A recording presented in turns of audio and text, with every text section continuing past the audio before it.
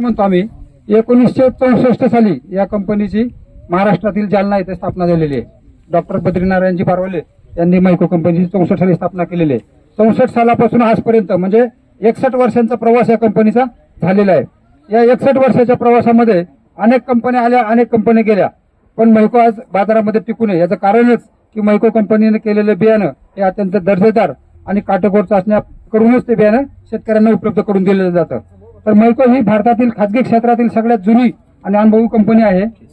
या कंपनीकडे विविध प्रकारचे शास्त्रज्ञ आहेत, म्हणजे अत्यंत सुशिक्षित असे शास्त्रज्ञ आहेत, जे शास्त्रज्ञ नवनवीन जाती तयार करून त्या शेतकऱ्यांना उपलब्ध करून देतात.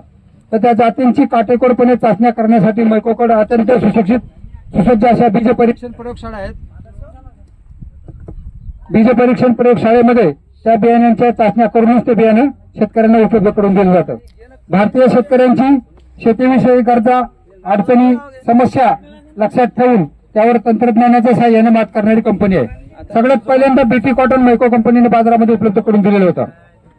तर हे जे मैको कंपनी आहे, या मैको कंपनीची विविध राष्ट्रीय तसंच आंतरराष्ट्रीय पुरस्कार देऊन दखल गेलेले हरित क्रांती घडण्यामध्ये मैकोचं मोठं योगदान आहे.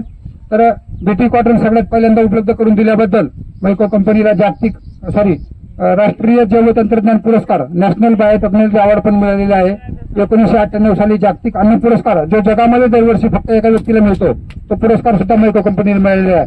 पद्मश्री सारखा पुरस्कार सुद्धा आमचे संस्थापक चेअरमन बद्रीनारायणजी पारवले यांना मिळालेले आहे. असे अनेक पुरस्कार मैको कंपनीनं मिळवलेले आहेत.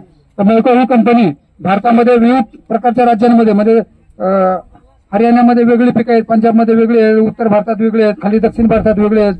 तर सर्व शेतकऱ्यांना वेगवेगळी पिकं, म्हणजे भात, बाजरी, मका, कपाशी, गहू, भाजीपाला अशा अनेक पिकांमध्ये ही कंपनी काम करत असते. अनेक पिकांमध्ये वेगवेगळ्या जाती कंपनीकडे तयार आहेत. तर आपल्या भागामध्ये जर मुख्य बोलायचं म्हटलं तर पावसाळ्यामध्ये कापूस आणि मका ही दोन पिकं आहेत. ह्यासोबत अजून काय होतं?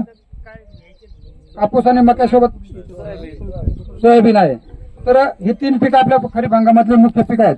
तर कापसामध्ये मैको कंपनीकडे अनेक जाती आहेत चांगलं विक्रमी उत्पादन देणाऱ्या. त्यामध्ये मुख्यत्वे जंगी, धनदेव, बाहुबली प्लस, नंतर जंगी, बौसर असे 5-6 व्हरायटी आहेत. तर मी थोडक्यात तुम्हाला सांगतो, कापसाचं उत्पादन जर चांगलं यायचं असेल तर आपल्याला त्या वाणामध्ये काय काय गुणधर्म पाहिजेत. चांगलं म्हणजे आपण कशामुळे ते वाण निवडतो किंवा वाणाची निवड कोणत्या आधारे करतो,